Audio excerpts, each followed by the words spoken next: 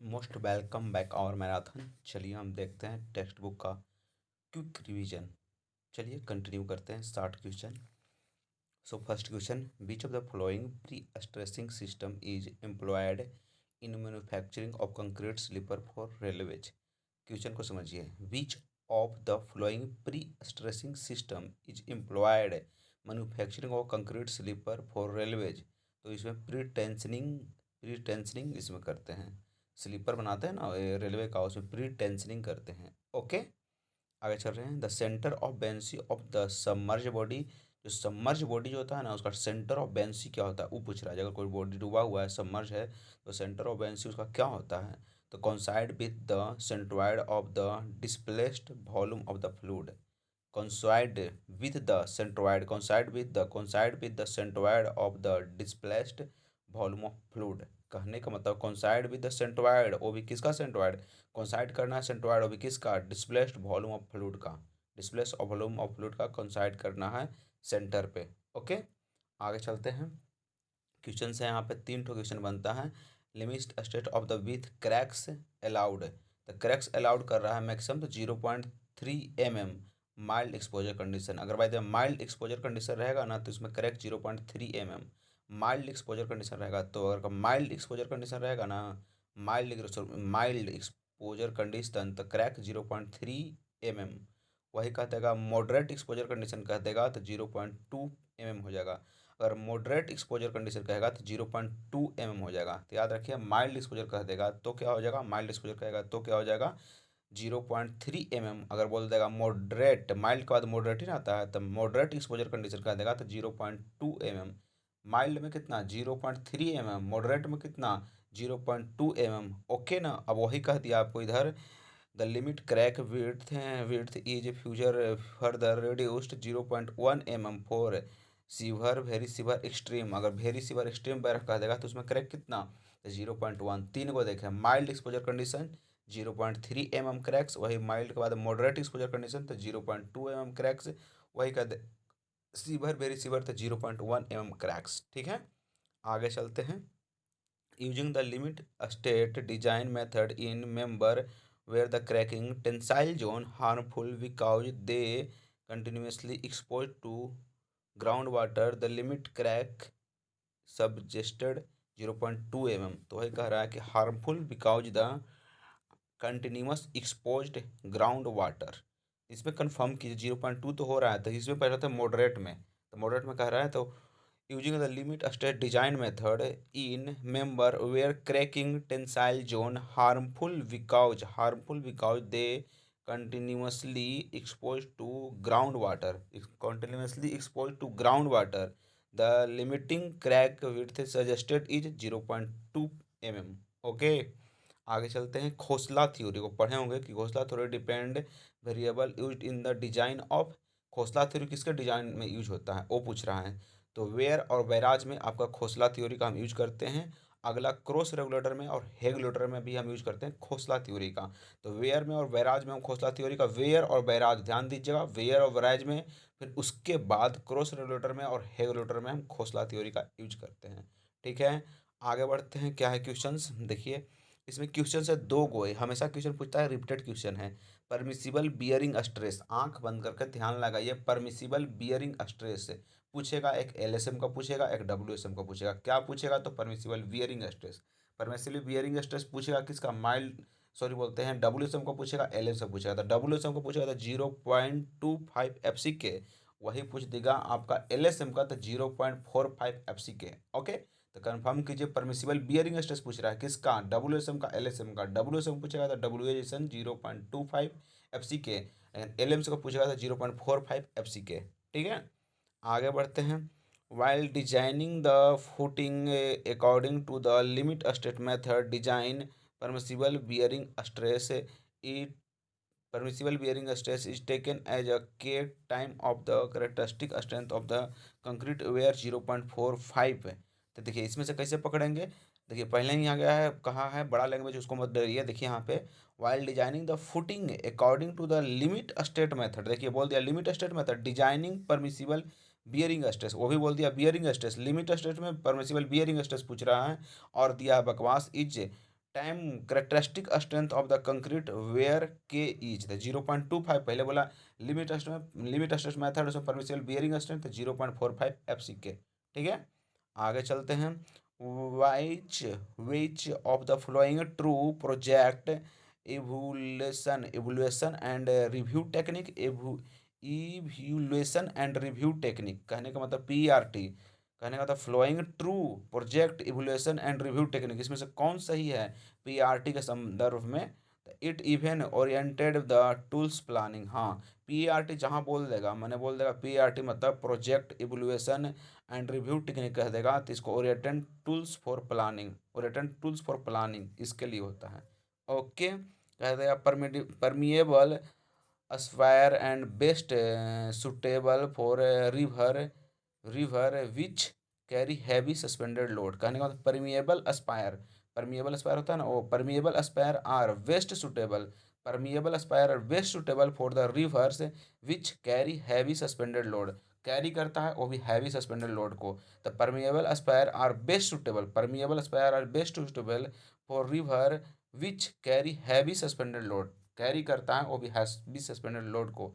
The permeable aspire are best suitable, permeable aspire best suitable for rivers which carry heavy suspended load, heavy permeable aspire जो होता है ना heavy suspended load को carry करता है। ठीक है, आगे चलते हैं। For flood control reservoir the effective storage is equal to, flood control reservoir जो होता है ना, फ्लड कंट्रोल रिजर्वायर, रिजर्वायर बहुत देखे होंगे आप, लेकिन इसमें बोल रहे हैं flood control reservoir the effective storage is equal to, effective storage is equal to useful storage plus surcharge storage plus valley storage. इसमें तीन ठो होता है, यूजफुल स्टोरेज, सरचार्ज स्टोरेज, फिर वैली स्टोरेज, तीन को होता है। फ्लड कंट्रोल रिजर्वायर में यूजफुल स्टोरेज होवे करता है, यूजफुल स्टोरेज होवे करता है प्लस सरचार्ज स्टोरेज होवे करता है, फिर वैली स्टोरेज भी होता है। किसमें? तो फ्लड कंट्रोल रिजर्वायर में। ठीक है, आगे चलते हैं। देखिए यहाँ पे आया, ये भी 2 बार 3 बार क्वेश्चन रिपीट हुआ है। एवब द डाइल्यूटेशन फैक्टर से पूछता है क्वेश्चन, डाइल्यूटेशन फैक्टर से अगर 500 से ज़्यादा होता है डाइल्यूटेशन फैक्टर तो नो ट्रीटमेंट इज रिक्वायर्ड, इसमें कोई ट्रीटमेंट का जरूरत नहीं पड़ेगा। Raw sewage can be directly discharge कहने का मतलब आपसे डायरेक्ट एक पॉइंट याद रखिए कि अगर बाय द डाइल्यूटेशन फैक्टर 500 से ज़्यादा हो गया तो इसमें कोई ट्रीटमेंट की जरूरत नहीं है। अगर बाय द 500 से 300 के बीच रहा तो इसमें प्राइमरी ट्रीटमेंट करना पड़ेगा। अगर बाय द डाइल्यूटेशन फैक्टर 300 से 500 के बीच तो प्राइमरी ट्रीटमेंट करना पड़ेगा।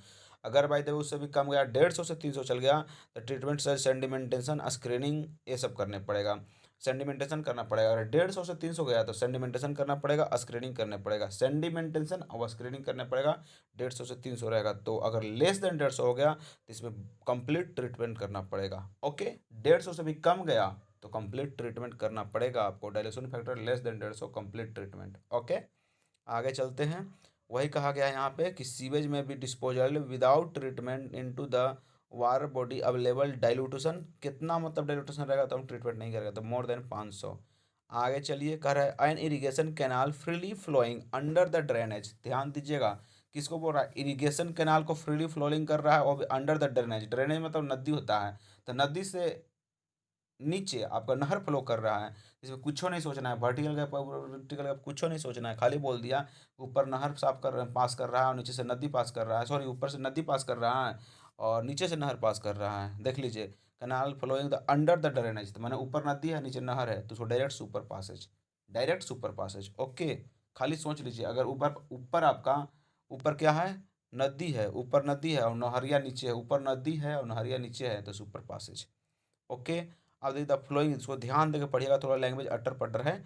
The flowing extract by the flowing water, the flowing extract by flowing water, जो एक्सट्रैक्ट हो रहा है ना फ्लोइंग वाटर के कारण on the sedimentation particles, on the sedimentation particles to cause the motion is called, तो उसको ट्रैक्शन बोलते हैं। Flow extracted by the flowing water, flow extracted by the flowing water sediment particles cause their motion is called, उसको traction बोलते हैं, जो flow करता है उसे ट्रैक्शन बोलते हैं। ओके, आगे चलिए। The collapsible soil is associated with loess, कहने का मतलब कोलेप्सिबल नहीं पढ़ते हैं, जो कोलैप्स हो जाता है पूरा तो लूज रहता है, सिर्फ कोलैप्स होता है, तो collapsible soil loesses, loesses, loess.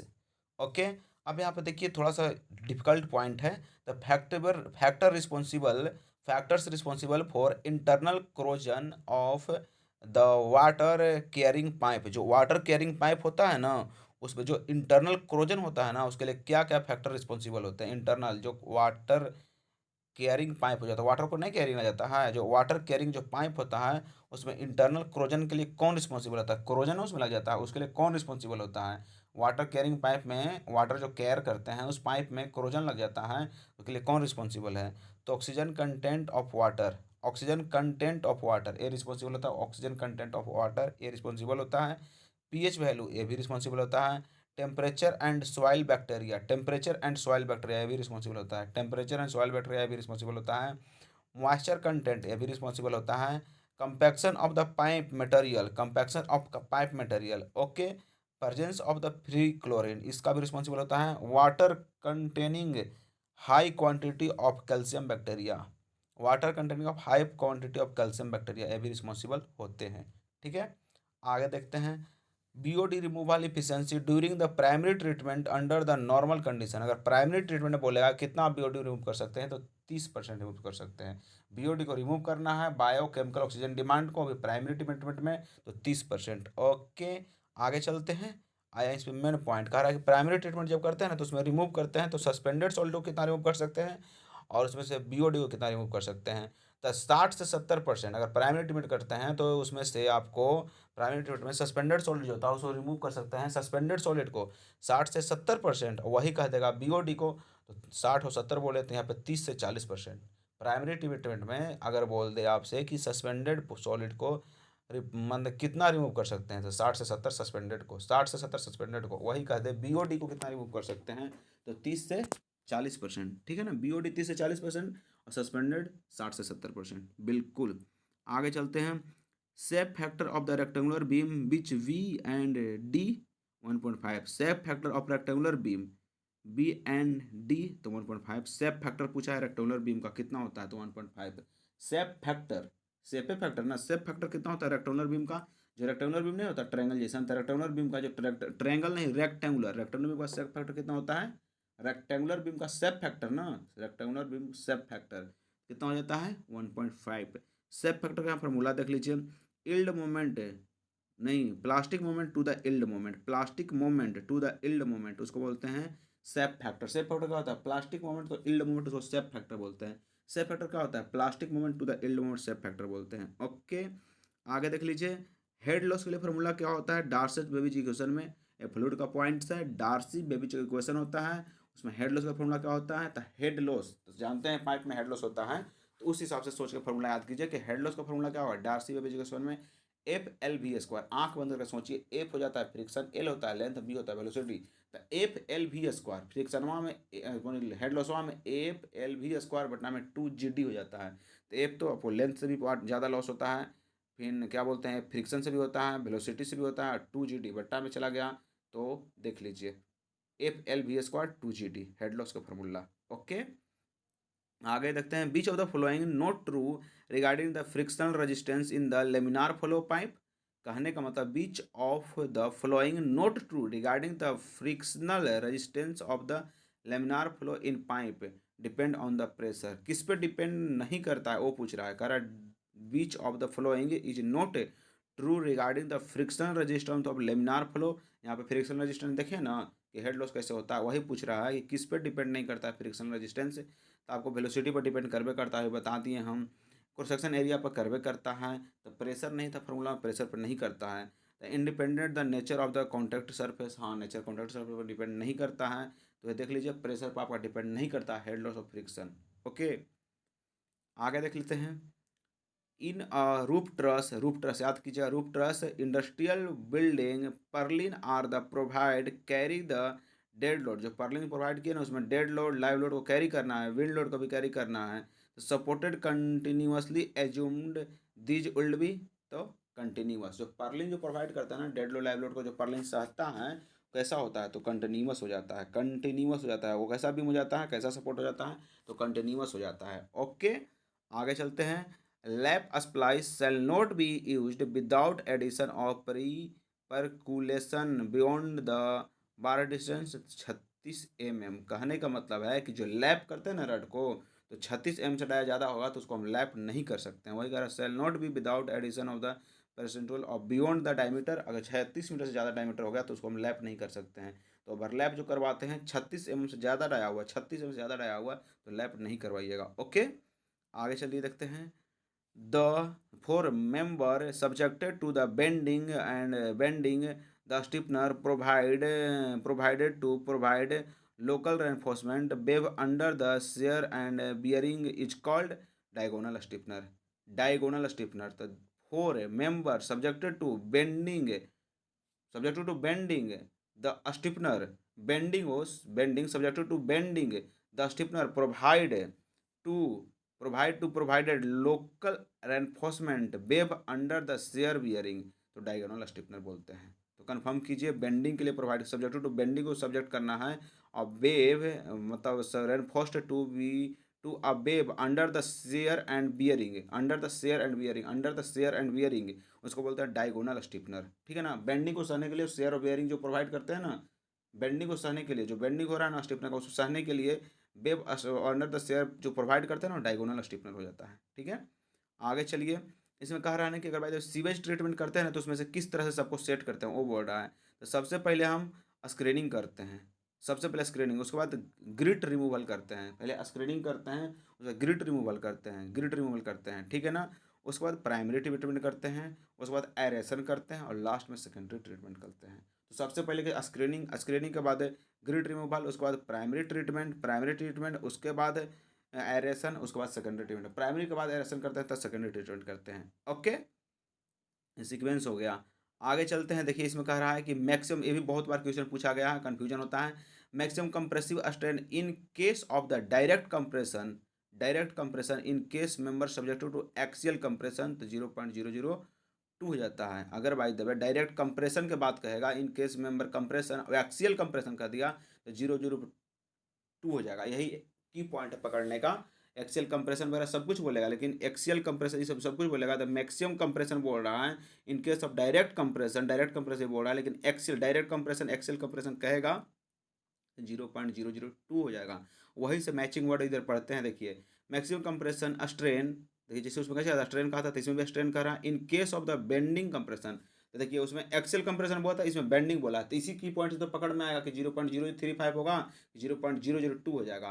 तो अगर एक्सेल कंप्रेशन कहेगा तो 0.002 हो जाएगा, और कह देगा आपको बेंडिंग तो 0.0035 हो जाएगा। ओके, और उसी तरह से क्वेश्चन पूछा गया कि इसमें कंबाइन करके the maximum strain at highly compressed extreme fibre on a section subjected to axial compression and bending, and when there is no tension is a section तो 0.0035 से लेकर यहाँ पे 0.75 strain is a list compression. इसको कैसे पकड़ेंगे, इसमें कह रहा है कंप्रेशन भी कह दिया, टेंशन भी कह दिया, तो highly compressed extreme fibre section subjected to axial compression भी एंड बेंडिंग भी दोनों कहेगा।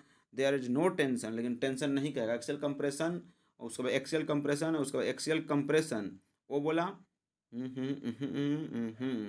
टेंशन सेक्शन 0.0035 0.75 ये हो जाता है टेंशन में 0.35 टेंशन कहेगा, तो दोनों कंबाइंड करता है 0.035 होगा, लेकिन फिर 0.75 होला हो जाएगा। ओके, स्ट्रेन एट, देखिए वही का क्वेश्चन का यहाँ डी ऑप्शन है। आगे चलते हैं। आगे क्या कह रहा है आपको, देखिए अब कह रहा है सेप फैक्टर का। देखिए क्वेश्चन क्या है, द बैचिंग पूछा, सेप फैक्टर में बैचिंग पूछा है। द IS कोड 456 का पूछ रहा है कि वेजिंग और बैचिंग कितना होता है, सीमेंट का, एग्रीगेट का, वाटर कितना होता है। तो सीमेंट का बेजिंग या बैचिंग 2 हो जाता है। देखिए 2 हो जाता है, आपको पता होना चाहिए, प्लस माइनस 2 हो जाता है। एग्रीगेट का प्लस माइनस 3 हो जाता है, वाटर का भी प्लस माइनस 3 हो जाता है। तो वही इसमें वेजिंग बोल रहा है, वेजिंग। तो आप देख लीजिए, पहले सीमेंट का पूछा है तो प्लस माइनस 2 हो जाएगा, एग्रीगेट का हो जाएगा प्लस माइनस 3 हो जाएगा, वाटर का प्लस माइनस 3 हो जाएगा, उसका आगे भी है। ठीक है, ये वेजिंग है या तो बैचिंग है। ठीक, आगे बढ़ते हैं। कह रहा है कि कोई मतलब एक फिगर है दिया हुआ, उसमें कह रहा है कि shear failure of simply supported and cantilever beam without shear reinforcement. अगर भाई तो सिंपली सपोर्टेड या कंटिल्यूअर बीम है और उसको में अगर भाई तो आप शेयर एनफोर्समेंट नहीं दिए हैं और उसके चलते फेल्यूर हो जा रहा है शेयर फेल्यूर, तो उसमें हॉरिजॉन्टली प्रोवाइड करेंगे। नॉर्मल इंक्लाइंड 30 डिग्री हॉरिजॉन्टली, इसमें 30 डिग्री हॉरिजॉन्टली प्रोवाइड करेंगे, 30 डिग्री हॉरिजॉन्टली। ठीक है, आगे चलते हैं। अब कह रहा है कि the maximum allowable water observation in brick confining class. इसमें कह रहा है आपको पता है कि एवरेज 15 से 16% होता है आपको, ब्रिक का 15%, फर्स्ट क्लास का 10% होता है, सेकंड का कितना हो जाता है 7.5 होता है, और तो नहीं, फर्स्ट का कितना होता है क्लास का 20 हो जाता है, सेकंड का 22 हो जाता है, थर्ड का 25 हो जाता है, और वही कह देगा आपको एवरेज तो 15-16% होगा। लेकिन इसमें कह रहा है कन्फाइनिंग क्लास, अगर बाय द कन्फाइनिंग क्लास कहेगा तो ऑपरेशन क्या होता है, अलाउबल द वाटर ऑब्जर्वेशन क्या होता है, अगर कन्फाइनिंग क्लास कहेगा तो 15%। ओके, आगे चलते हैं। विच of the flowing spillway list suitable for the earthen dam, earthen dam के लिए कौन लिस्ट सुटेबल होता है, तो ओगी, ओगी जो होता है अर्थन डैम के लिए सुटेबल नहीं है, ओगी।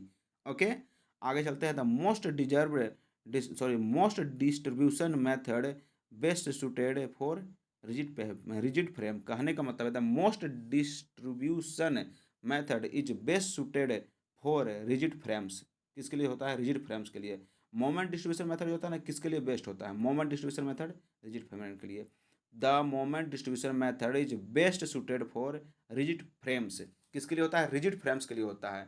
The moment distribution method is best suited, moment distribution method किसके लिए होता है, मोमेंट डिस्ट्रीब्यूशन मेथड किसके लिए बेस्ट होता है, मोमेंट डिस्ट्रीब्यूशन मेथड किसके लिए बेस्ट होता है, तो रिजिड फ्रेम के लिए moment distribution method, moment distribution method rigid frame के लिए बेस्ट सुटेड हो जाता है।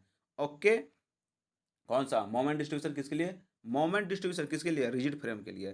The cavitation of the turbine affects turbine is the flowing way expect excessive heating of water, यानी इसमें से कौन एक्सपेक्ट मैंने होता है कि छोड़कर, the cavitation of turbine, cavitation जो होता है ना टर्बाइन में, तो उसमें टर्बाइंस फ्लोइंग वे एक्सेप्ट, इसको किसको छोड़कर टर्बाइन में जो होता है ना कैविटेशन, उसका किसको छोड़कर होता है, the internal collapse of the vapour cavities, internal collapse होता है, इंटरनल कोलैप्स होता है आपको कैविटेशन की वजह से। Variation in the turbine parts, variation in the way variation नहीं, vibration in the turbine parts, हाँ कैविटेशन से आपको क्या होगा, वाइब्रेशन भी होगा, इरेगुलर इरेगुलर कोलैप्स भी हो सकता है, अगर कैविटेशन हो रहा है तो इरेगुलर कोलैप्स नहीं होगा, टर्बाइन में हो सकता है, वाइब्रेशन भी होगा, लॉस इन टर्बाइन मटेरियल, हाँ लॉस होगा टर्बाइन मटेरियल में, लेकिन excessive heating of water, heating of water नहीं होगा, अगर बाई द वे कैविटेशन होगा टर्बाइन में। तो क्या क्या होगा क्या नहीं होगा जान ही गए, तो याद कर लीजिए क्या क्या हो सकता है। इरेगुलर कोलैप्स हो जाएगा कैविटेशन के, तो इरेगुलर कोलैप्स हो जाएगा। Variation in the turbine parts, variation sorry vibration हो जाएगा, कैविटेशन से वाइब्रेशन हो जाता है। Loss of turbine materials, loss of turbine materials, loss भी होगा टर्बाइन मटेरियल्स में। ओके, आगे चलते हैं। अब देख लीजिए इसमें ये 2 बार क्वेश्चन पूछा गया है कि इनफॉर्मली डिस्ट्रीब्यूटेड लोड क्या होता है, अगर इस तरह का कहानी रहेगा तो। ऑल रूम ऑफ किचन, जो छोटा मोटा रूम होता है ना, किचन भी छोटा रूम होता है, बाथरूम भी छोटा रूम होता है, इस समय यूडीएल लोड कितना होता है, तो 2 kilo newton per metre square, 2 kilo newton per metre square होता है लोड, कितना होता है किचन बाथरूम के लिए, किचन के लिए बाथरूम के लिए इस सब के लिए के लिए होता है, टॉयलेट के लिए कितना हो जाता है 2 kilo newton per metre square, 2 kilo newton per metre square, इतना हो जाता है किचन के बाथरूम का ये सब का। वही कहा जाएगा corridor passages staircase including fire escapes and storage room, ये सारे 3 किलो, बड़ा रूम जो है सब 3 kilo newton per metre square होगा। बालकोनी भी बोल दिया तो 3 किलोमीटर होगा, 3 kilo newton per metre square हो जाएगा। तो वही याद कीजिए, corridor passages staircase including fire escapes and storage, सबका कितना होगा 3 किलो पर मीटर स्क्वायर होगा। डेढ़ लोड हुआ ना इस सबका, कितना हो जाएगा स्टेयर केस वगैरह का 3 kilo newton per metre square, और बालकोनी का जो बालकोनी होता है उसका 3 kilo newton per metre square. Okay, आगे चलते हैं। द हाइड्रोग्राफ रिप्रेजेंट्स, हाइड्रोग्राफ क्या रिप्रेजेंट करता है, हाइड्रोग्राफ पूछा है, याद किया हाइटो नहीं बोला, हाइटो तो इंटेंसिटी देता है, हाइड्रोग्राफ पूछा है, तो variation in the river discharge over the time, hydrograph discharge over the time, hydrograph discharge over the time. Okay, आगे बढ़ते हैं। देखिए स्ट्रेन गेज क्या होता है, उसका पर्पस क्या है, स्ट्रेन गेज का क्या पर्पस है, फिर टेंसियोमीटर का क्या पर्पस है, फिर लेजर ड्रोपलर एनीमोमीटर का क्या है। तो देखिए स्ट्रेन गेज का पर्पस क्या है, drag force on the body, drag force on the body, strain gauge जो होता है ना उसका पर्पस है drag force on body, drag force on body कहने का मतलब है स्ट्रेन गेज जो होता है, स्ट्रेन गेज उसमें ड्रैग फोर्स ऑन बॉडी ये पर्पस होता है स्ट्रेन गेज में, ड्रैग फोर्स ऑन बॉडी। फिर टेंसियोमीटर में surface tension at the interface, tensiometer में surface tension interface. Laser dropper, laser doppler anemometer, turbulent velocity fluctuation in flow, करें laser dropper anemometer, laser dropper anemometer, turbulent velocity function of the flow, turbulent velocity रहेगा तो turbulent velocity में laser dropper, tensiometer में surface tension, strain gauge में drag force, तो वही question यहाँ पे है। कह रहा है कि an laser dropper a anemometer device use to measure turbulent flow. हाँ, drop turbulent velocity fluctuation flow, turbulent velocity के लिए लेसर ड्रॉपर है, टर्बुलेंट वेलोसिटी के लिए लेसर ड्रॉपर है। लेसर ड्रॉपर किसके लिए है? टर्बुलेंट वेलोसिटी के लिए। ओके, आगे चलते हैं। अब कह रहा है पार्शियल फैक्टर ऑफ सेफ्टी कितना है? पार्शियली सेफ्टी ऑफ फैक्टर कितना होता है? पार्शियली फैक्टर ऑफ सेफ्टी कितना होता है? और कंडीशन दिया हुआ है, अगर resistance of governed by the yielding, अगर resistance of governed by yielding होगा गवर्ड बाय द इल्डिंग होगा, तो उसके लिए फैक्टर ऑफ सेफ्टी कितना है? 1.10। Resistance to the member buckling, resistance of the member buckling, अगर बकलिंग कहेगा तो 1.10 हो जाएगा। Resistance to govern by yielding कहेगा तो resistance to govern by the yielding या तो बकलिंग कहेगा तो क्या होता है? 1.10 इल्डिंग का और बकलिंग का दोनों 1.10 हो जाता है, लेकिन कहेगा resistance to govern by the ultimate stress तो 1.25 हो जाएगा। अल्टीमेट स्ट्रेस कहा तो resistance to govern by the ultimate stress तो 1.25 हो जाता है। ठीक है, 3 बताएं, इल्डिंग के लिए 1.0, 1.10, बकलिंग के लिए 1.0, लेकिन बोल देगा अल्टीमेट स्ट्रेस का तो 1.25। ओके, वही यहाँ पे कह रहा है as per the limit design of the steel structure IS code इतना 800 steel design stipulates partial factor of safety for the resistance member buckling बोला है तो 1.10। ओके, आगे चलते हैं। ये भी पूछा गया क्वेश्चन है 2 बार। मेजर इरिगेशन प्रोजेक्ट होता है, फिर मीडियम इरिगेशन प्रोजेक्ट होता है, फिर होता है स्मॉल इरिगेशन प्रोजेक्ट। इस कंडीशन में क्या होगा? अगर by the way irrigation potential जो होता है ना, कल्चरल कमांडेड एरिया, वो 10,000 हेक्टेयर से ज़्यादा होगा तो मेजर इरिगेशन प्रोजेक्ट बोलेंगे। अगर by the way culturable commanded area 10,000 hectare से ज़्यादा हुआ तो उसको मेजर इरिगेशन प्रोजेक्ट बोलेंगे। अगर वही आपको 2,000 से 10,000 हुआ, 2,000 से 10,000 हुआ तो उसको बोलते हैं मीडियम इरिगेशन प्रोजेक्ट। 2,000 से 10,000 होगा, 2,000 से 10,000 होगा, उसको बोलते हैं मीडियम इरिगेशन प्रोजेक्ट। अगर 2,000 से 10,000 हुआ तो स्मॉल इरिगेशन प्रोजेक्ट बोलेगा तो लेस देन 2,000 होगा। स्मॉल इरिगेशन प्रोजेक्ट बोलेगा तो लेस देन 2,000 होगा। तो वही याद कीजिए कि अगर मेजर इरिगेशन प्रोजेक्ट बोलेगा तो कितना होगा? कल्चरेबल कमांडेड एरिया 10,000 से ज़्यादा, और मीडियम बोलेगा तो 2,000 से 10 हो जाएगा। लेस देन स्मॉल इरिगेशन बोलेगा तो कितना हो जाएगा? लेस देन 2,000 हो जाएगा। ओके, अब देखिए the polluted water one which, जिसको हम पोल्यूटेड वाटर किसको बोलेंगे? चूज कीजिए, पोल्यूटेड वाटर किसको बोलेंगे? Consist of the undesirable substance, अगर उसमें कंसिस्ट कर रहा है अनडिजायरेबल सब्सटेंस तो making it unfit for the best use in drinking. अगर बाय द वे उसमें अनसब्सटेंस कांटेक्ट हो जाएगा, कंटेक्ट कर लेता है, उसके बाद वो ड्रिंकिंग के लिए बेस्ट नहीं होगा तो उसको बोलेंगे हम पोल्यूटेड वाटर। ठीक है, आगे चलते हैं। Lateral torsional buckling will be occurs, lateral torsion ना, लेटरल लॉन्गिट्यूडनल नहीं बोल रहे हैं, लॉन्गिट्यूडनल नहीं बोल रहे हैं, लेटरल टोर्जन बोले हैं। तो बीम बीच भी लेटरली अनसपोर्टेड, लेटरल टोर्जन कब होगा? लेटरल टोर्जन कब होगा? अगर लेटरली अनसपोर्टेड रहेगा तो लेटरल टोर्जन होगा। Okay, excess sulphur is steel results red shortness, अगर एक्सेस सल्फर रहेगा स्टील में तो रेड शॉर्टनेस होगा। एक्सेस सल्फर होगा अगर स्टील में, जो स्टील है उसमें एक्सेस सल्फर हो गया तो रेड शॉर्टनेस। ओके, आगे चलते हैं।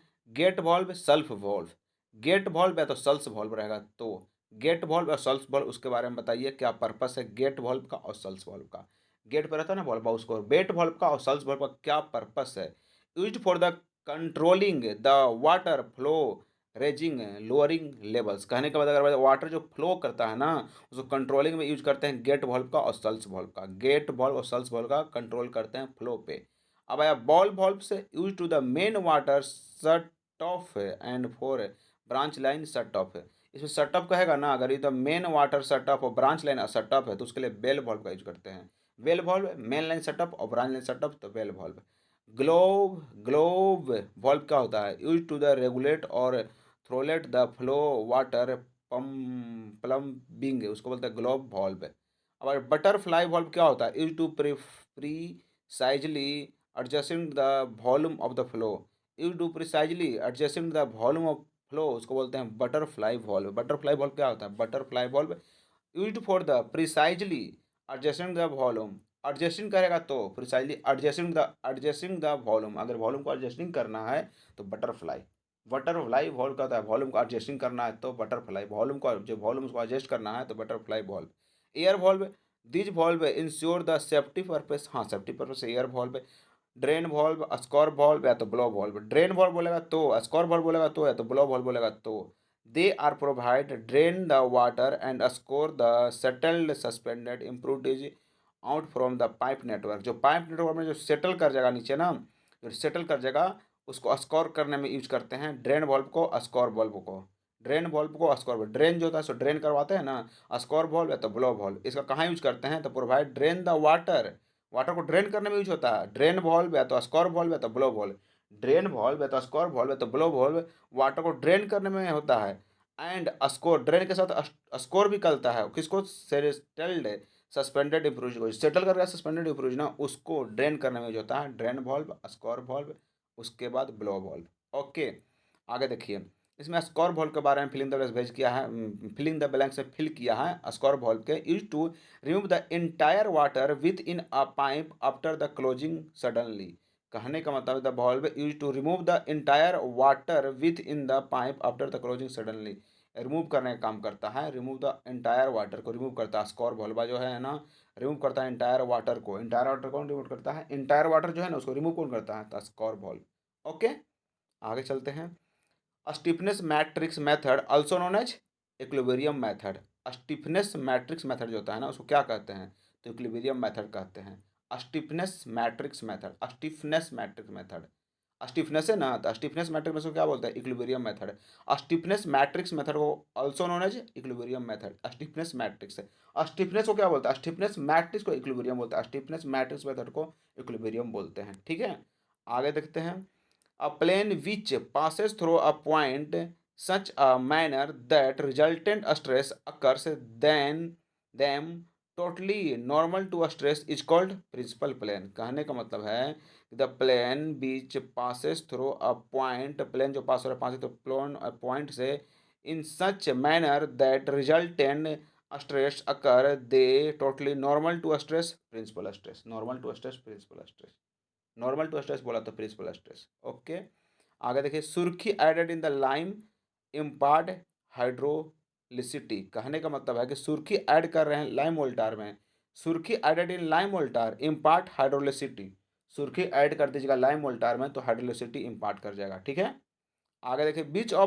बीच is the predominant coagulant mechanism for raw water having high turbidity and high alkalinity. High turbidity high alkalinity, sweep coagulation. कहने का मतलब high turbidity high alkalinity, turbidity भी हाई है और एल्कलिनिटी भी हाई है। तो हाई टर्बिडिटी हाई एल्कलिनिटी अगर रहेगा तो कौन सा कोगुलेंट है, coagulant raw water having high turbidity high alkalinity. High turbidity है, टर्बिडिटी हाई है, टर्बिडिटी हाई है, हाई एल्कलिनिटी है, तो sweep coagulation, sweep sweep coagulation. High turbidity high alkalinity sweep coagulation. Okay, अब देखिए। The efficiency of biochemical oxygen demand removal the trickling filter. तो BOD कितना remove कर सकते हैं ट्रिकलिंग फिल्टर से। ट्रिकलिंग फिल्टर जो होता है ना उसमें बीओडी कितना रिमूव कर सकते हैं हम, 75% बीओडी को रिमूव कर सकते हैं ट्रिंकलिंग फिल्टर में। ओके, आगे देखिए। Which is the condition until when the consolidation continuous. Which is the condition until when the consolidation continuous. अगर बाय द वे कौन सा कंडीशन बनेगा, अगर बाय द कंसोलिडेशन आपको कंटिन्यू कर रहे हैं तब। The excess pore water pressure because zero. कहने में कंटिन्यूअस कंसोलिडेशन कहेंगे तो excess pore water pressure excess होगा और बिकम जीरो हो जाएगा। फिर excess pore water pressure become zero, और कंसोलिडेशन लगातार करते हैं तो एक्सेस पोर वाटर प्रेशर जो होता है ना एक टाइम में जीरो हो जाता है कंसोलिडेशन कंटिन्यू करने से। अब देखिए इंटेंसिटी ऑफ रेनफॉल है, अगर लाइट रेनफॉल रहेगा तो इंटेंसिटी क्या होगा, लेस देन 2.5 हो जाएगा। मॉडरेट रहेगा तो 2.5 से 2.7 हो जाएगा। हैवी रेनफॉल रहेगा तो 7.5 से ज़्यादा हो जाएगा। तो वही लाइट रेनफॉल लेस देन 2.5 हो जाता है, मॉडरेट 2.5 से 7.5 होता है मॉडरेट। और उसके बाद हैवी बोलेगा तो मोर देन 7.5 से होता है। तीन को लेस देन 2 हो जाता है, 2 से लेस देन 2.5 होता है, 2.5 से 4.5 तक हो जाता है। फिर मोर देन देखिए 2.5 से लेकर फिर उसके बाद 7.5 होता है, 4 नहीं होता, 2.5 से लेकर 2.5 लेस देन, फिर 2.5 से 7.5 तक होता है, फिर मोर देन 7.5 हो जाता है। तब जो लेस देन 2.5 होता है ना लाइट रेनफॉल का होता है, मॉडरेट का कितना होता है 2.5 से 7.5 होता है, हैवी के लिए मोर देन 7.5 हो जाता है। ओके, आगे देखते हैं। ओजोन जो है ना उसका डोज पूछ रहा है किसमें, डिसइंफेक्शन में। Disinfectant, dis type of disinfectant और उसका डोज। और कोई भी डिसइंफेक्टेंट मटेरियल जो है उसका डोज कितना होता है, तो ओजोन जो होता है उसका डिसइंफेक्टेंट मटेरियल उसका ओजोन जो होता है उसका कितना डोज होता है डिसइंफेक्टेंट में, ओजोन का कितना होता है, तो 2 से 3 ppm होता है। ओजोन का जो ओजोन है ना अपना ओजोन है, ओजोन उसका कितना होता है डोज, 2 से 3 ppm। ओके। फिर पोटेशियम पर मैग्नेट, जो पोटेशियम KMnO4 जो होता है ना उसका डोज कितना होता है डिसइंफेक्टेंट में, पोटेशियम पर मैग्नेट का कितना होता है 1 से 2 ppm। डोज कितना होता है पोटेशियम पर मैग्नेट होता है, पोटेशियम पर मैग्नेट KMnO4 उसका कितना होता है डोज होता है 1 से 2 ppm। अब और क्लोरीन डाइऑक्साइड का 0.5 से 1.5 ppm डोज कितना होता है क्लोरीन डाइऑक्साइड का, तो क्लोरीन डाइऑक्साइड होता है ना क्लोरीन डाइऑक्साइड उसका कितना होता है डोज 0.5 से 1.5 ppm। ओके, तो कंफर्म कीजिए ओजोन का कितना 2 से 3, पोटेशियम परमानेंट का 1 से 2, उसका क्लोरो डाइऑक्साइड का कितना 0.5 से 1.5। ओके, आगे चलते हैं। कह रहा minimum gauge width of header track gauge पर इंडियन कॉन्स्टिट्यूशन, हेडर ट्रैक का बोल रहा है तो फेडर ट्रैक 0.610, वही गेज पूछ रहा है अभी फेडर ट्रैक का पूछ रहा है, फेडर ट्रैक को होता होगा 0.60। ओके, आगे चलते हैं। The stair design residential building the rise में बी वेरी बिटवीन, कहने का मतलब है ना कि स्टेयर केस होता है ना उसमें रेसिडेंटियल बिल्डिंग का राइज कितना होता है, राइज रेसिडेंटियल बिल्डिंग का राइज कितना होता है 150 से 180, रेसिडेंटियल बिल्डिंग का राइज कितना होता है 150 से 180। ओके, आगे चलते हैं। Curve of the wearing radius introduced between two branches of the compound curve is called transition curve, कहने का मतलब है ना कि curve wearing radius, radius wearing कर रहा है, introduced between two branches, introduce कर दो ब्रांचेज के बीच एक कंपाउंड कर्व है is called transition curve, compound curve is called, compound जो कर्व होता है ना उसको बोल रहे हैं compound curve is called transition curve. The curve of wearing radius, जो कर्व जो तो रेडियस से वेयर करा है, introduced between two branches compound curve उसको क्या बोलते हैं ट्रांजिशन कर्व। ठीक है, अब देखिए यहाँ पूछ रहा है कुछ स्पान बटा डेप्थ रेशियो पूछेगा माइल्ड स्टील का HYSD बार का, स्पान बटा डेप्थ रेशियो, स्पान बटा डेप्थ रेशियो किसका माइल्ड स्टील का HYSD का, अगर सिंपली सपोर्टेड रहेगा तो और कंटिन्यूअस स्लैब रहेगा तो, अगर सिंपली सपोर्टेड स्लैब रहेगा तो और कंटिन्यूअस स्लैब रहेगा तो कितना हो जाएगा 35 से 40 हो जाता है माइल्ड स्टील में और 28 से 32 हो जाता है HYSD बार में, माइल्ड स्टील HYSD बार, माइल्ड स्टील कहेगा तो 35 से 40, 28 से 32 HYSD बार के लिए। Simply supported continuous slab, simply support कहेगा तो कंटिन्यूअस स्लैब कहेगा तो सिंपली सपोर्टेड फिर कंटिन्यूअस स्लैब, सिंपली सपोर्ट कहेगा तो फिर कंटिन्यूअस स्लैब कहेगा, सिंपली सपोर्टेड फिर कंटिन्यूअस स्लैब, इसमें कहेगा तो स्पान बटा डेप्थ रेशियो माइल्ड स्टील का HYSD का स्पान बटा डेप्थ रेशियो, तो इसको मैं देख लीजिए माइल्ड स्टील का 35 से 40 होता है, HYSD का 28 से 32 हो जाता है। ओके, अगर सिंपल होगा तो और कंटिन्यूस होगा तो। ठीक है, आगे चलते हैं।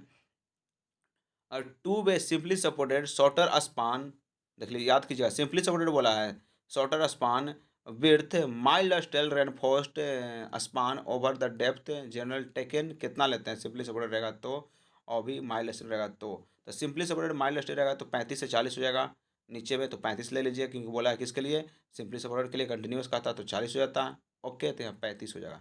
ठीक है ना, आगे बढ़ते हैं।